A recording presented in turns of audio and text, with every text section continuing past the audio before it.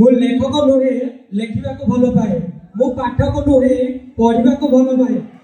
ମୁଁ ଗାୟକ ନୁହେଁ ଗାଇବାକୁ ଭଲ ପାଏ ଏବଂ ମୁଁ କଥାକାର ନୁହେଁ କହିବାକୁ ଭଲ ପାଏ। ଏଟାର ଶୀର୍ଷକ ମୁଁ। ସମୟ କରଇ ତର୍କ କାହିଁ ତ ଦକ୍ଷତା ଏ ଯୁବକ ବୟସରେ କାହିଁ ନିରବତା। ସମୟ କରଇ ତର୍କ କାହିଁ ତ ଦକ୍ଷତା ଏ ଯୁବକ ବୟସରେ କାହିଁ ନିରବତା। ସମାଜର ପ୍ରାଣୀ ମୁହିଁ ଅଟେ ସାମାଜିକ ସମାଜ ମାଗଇ ସେବା ମୋଠାରୁ ଅଧିକ। ଅତୀତ ଲାଗଇ ମତେ ସ୍ୱର୍ଣ୍ଣ ଇତିହାସ ବର୍ତ୍ତମାନର ପ୍ରଶ୍ନ ମୁଁ ପୂଜ୍ୟ ଭବିଷ୍ୟତ। ପିତାଙ୍କ ଭାବନା ରହେ ଚାକିରିଆ ପୁତ୍ର ମାତାଙ୍କର ଚିନ୍ତା ଭଲ ପୁତ୍ର ବଧୂଲବ୍ଧ।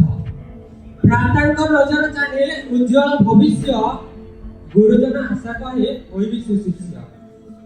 ମହାସମ୍ପର୍କ ସାଗରେ ହେଲେ କ୍ଷୁଦ୍ର ମିନ ସ୍ନେହ ଭାବ ଖେଳରେ ରୁମ ପରିସର। ବନ୍ଧୁ ବନ୍ଧୁ ହଳଦଣ୍ଡ ପ୍ରେମିକା ଖବର ମନୋମର ସାଧୁତା ଗ୍ରହଣ କର ବୃଦ୍ଧ ପ୍ରତିଦ୍ୱନ୍ଦୀ ପଞ୍ଚୟନ୍ତୀ ଆକର୍ଷ ମୋହମାୟା ଛନ୍ଦି। ଶତ୍ରୁ ପରି ହାସ ହାସେ ହସିକି ଗଲୁ ତୁ ଯୁଦ୍ଧ କ୍ଷେତ୍ରରେ ଚକ୍ର ବିହଏ ଅଭିମନ୍ୟୁ। ଆଉ କିଛି ଶୁଣିବାକୁ ଚାହିଁବ?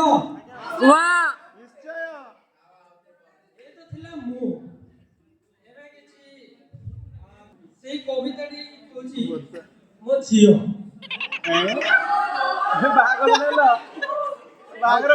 କେହି ଗେସ୍ କରିପାରିବ ମୋ ଝିଅର ନାଁ କଣ ହେଇଥିବ?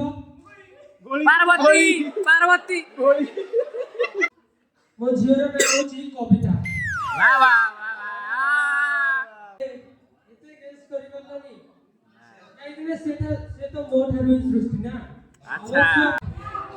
ସାଇର କୋଶ୍ଚିନ୍ ବି ଅଛି ତ କବିତାର ମା କିଏ? କବିତାର ନାଁ ହଉଛି କବିତା ଦୁହିତା। ମୋର ହସ୍ତଲେଖା ନାମ କବିତା। ମୋର ହସ୍ତଲେଖା ନାମ କବିତା କହେ ଜାତିରେ ମୁଁ ଦୁହିତା। ଶବ୍ଦ ନିହାଣ ଲେଖନି ମନେ ସୃଷ୍ଟି କବି ଭବ ପୂଜ୍ୟ ପିତା। ପିତା ଠାରେ ମୁझे ଭାରି ଅଲିଅଳ। ପିତା ଠାରେ ମୁझे ଭାରି ଅଲିଅଳ ମନ ବୁଝନ୍ତି ଆଦରେ। ବାପା ସରି କେହି ହୋଇପାରିବ ଖୋଜି ବୁଲେ ଜୀବନରେ। ଜନ୍ମି ନାହିଁ କେହି ଏହି ଭୂମଣ୍ଡଳେ। ଜନ୍ମି ନାହିଁ କେହି ଏହି ଭୂମଣ୍ଡଳେ ବୁଝିବାକୁ ମତେ ପୂର୍ଣ୍ଣ ଚେଷ୍ଟା ବଳେ ବୁଝି ପାରେ ଭାଷା ଜ୍ଞାନ କିନ୍ତୁ ନୁହେଁ ମୋ ପିତା ସମ। ପିତୃ ଠିକଣାହୀନ ଯାର ଜନମେ ପିତୃ ଠିକଣାହୀନ ଯାର ଜନମେ ଏ ଜଗତ ଅଭିହିତ ମୁଁ ତ ମାତୃହୀନା ମତେ କେଉଁ ନାମେ କରାଇବ ପରିଚିତ। କବି କୂଳ ଛାଡ଼ି ପାଠକ କୂଳେ ବୁଲି। କବି କୂଳ ଛାଡ଼ି ପାଠକ କୂଳ ବୁଲି ଯାଏ ଶ୍ରମର ସ୍ରୋତେ ସଦା ମୋହିରତ ଦୁଇ କୂଳ ହିତେ ଅନ୍ୟର ମନୋରଞ୍ଜିତେ। ମନ ମୌନ ଅଟେ ନାରୀ ସମ।